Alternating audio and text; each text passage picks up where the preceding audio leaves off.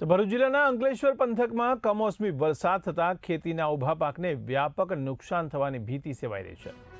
તો માવઠું અને ઠંડા પવનોને કારણે કેરીના મોર ખરી પડ્યા છે, જેથી ચાલુ વર્ષે કેરીનો સ્વાદ કડવો લાગશે.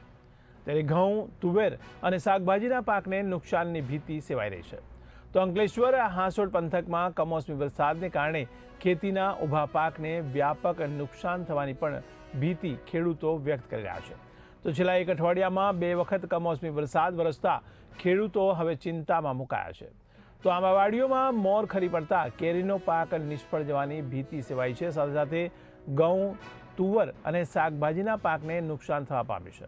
તો અંકલેશ્વર અને હાંસોડ તાલુકામાં વરસેલા કમોસમી વરસાદથી ખેડૂતોની ચિંતા હવે વધી ગઈ છે. તો અચાનક બદલાતા વાતાવરણ અને વાદળછાયા માહોલને કારણે ઊભા પાકને નુકસાન થવાની પણ શક્યતા વધી ગઈ છે. તો માવઠાને કારણે ઘઉં, તુવેર, વેલાયુક્ત શાકભાજીમાં દૂધી, પરવળ, ટીંડોળા, કારેલા તેમજ રીંગણ સહિતના શાકભાજી પર અસર થવાની શક્યતા ખેડૂતોએ વ્યક્ત કરી છે.